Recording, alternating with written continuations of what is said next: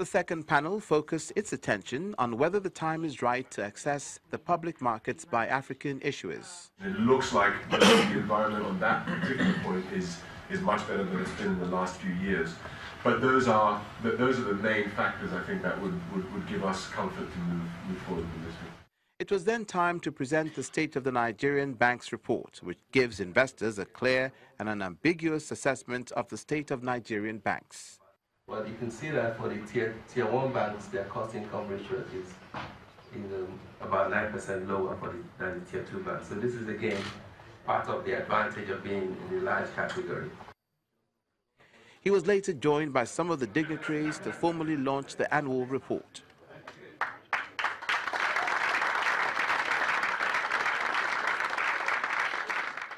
It takes a lot for a leader to take a tough position and say, we've got to fold our sleeves. And fold our sleeves from the standpoint where we're saying Nigeria once fed itself. Nigeria once fed itself with its rice. Nigeria once fed itself. We had our cocoa, we had groundnut, we had cotton. Nigeria survived with revenues from agriculture. We are not talking about testing your hands on new things. It is something that you had done before, but unfortunately you found petrodollar and you brought down your guards. Everybody ran from the farms to Abuja. Everybody ran from the farms to Lagos. And the president said, you've done it before. Go back to what you were doing or what you had done before. And that's why we are where we are today. He began to sing the song of diversifying the economy away from oil. Many analysts felt we were joking. At that time, they said, look, you are talking about structural change, structural reform of the economy. What happens to you in the short run? And the president, what is this? And I tell you, people are asking us, what happens in the short run? He said, do you know what? If you can't find fish, eat bushmeat. if you can't find bushmeat, then eat without meat or fish, right? But we've got to survive and face the reality that things are bad. And he set the tone. And I repeat, it's about leadership.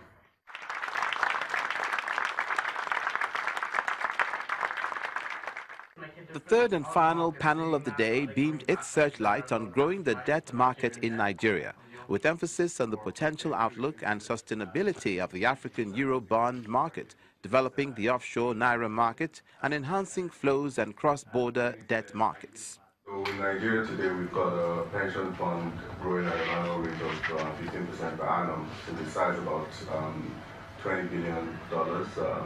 But due to limited investments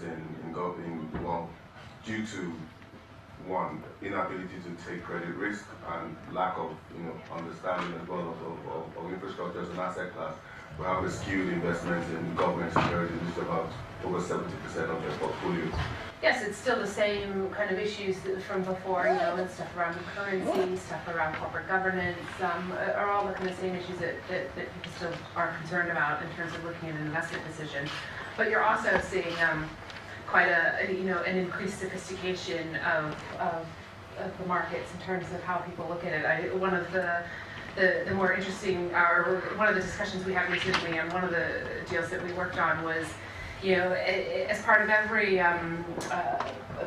bond prospectus, we always include, for Nigeria, we have always included a section that describes Nigeria as a country. And we started talking about this year, it's like, well, do we even need that anymore? Because investors know Nigeria, right? They don't need to see it in our bond prospectus. They understand the market. They don't need us to tell us about Nigeria. They need us to tell us about the issuer, right? And is that even relevant disclosure? And I think that that's showing the depth of development and the maturity of the market.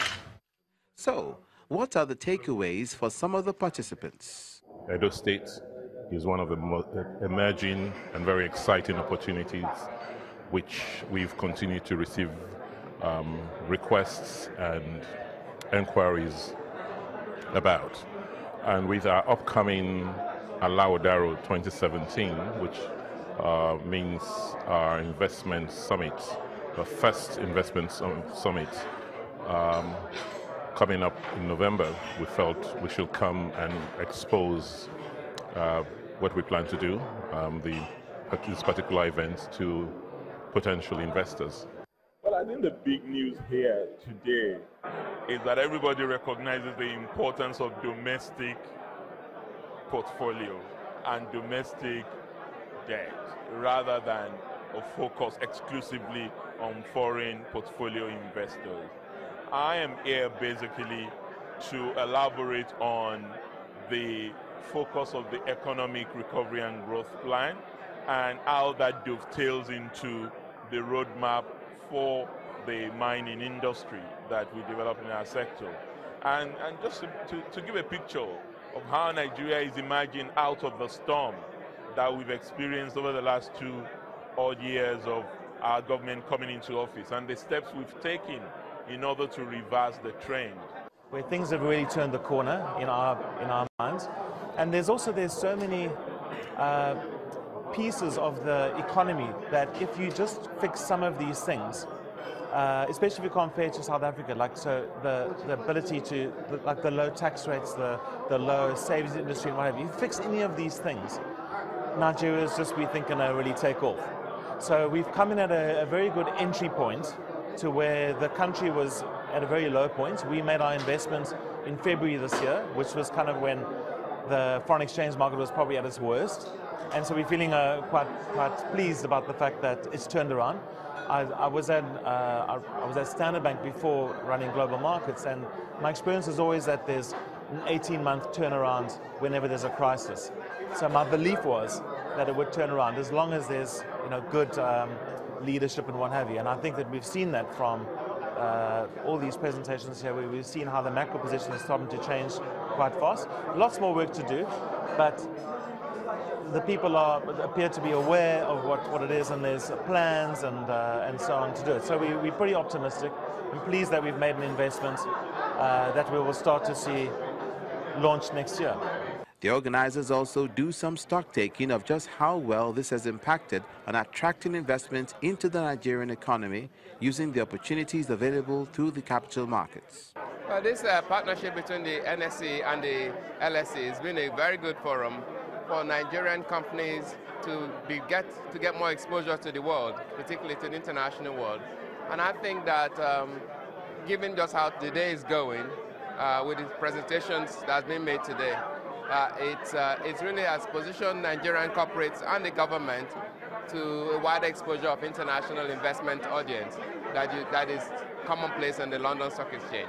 Investors have been standing on the sidelines and gingerly putting their feet back into the Nigerian market with a view to understanding whether the environment is stable enough for them to keep coming. The purpose of this forum is for us to make that signal very much more pronounced, that indeed the market has reopened, Nigeria is open for business, and we now need to do the harder work of attracting foreign direct investment in addition to foreign portfolio investment. Now that we saw the economic recession in 2016 and we've recovered from it, Afrinvest believes that we should not waste the recovery, and that indeed if you say that the glass is half full and not half empty, there's more chances of encouraging more people to come into the market. It's not going to be possible for a major Nigerian corporate to do an IPO without international demand to support it. And that is really what we're trying to establish. After a full day of deliberations at UK's Financial Centre between the Nigerian delegation and prospective investors, there appears to be a consensus that Nigeria is indeed ready for business. How to take it up from there, ensuring that the prospects are tapped, opportunities translate into tangible results, and the various networkings at this gathering yield positive results, is a responsibility that must be shared by participants from both countries. That way, when the forum converges again after a year, there will be visible and meaningful results, how this forum has increased the already £4 billion volume of trade between Nigeria and the United Kingdom.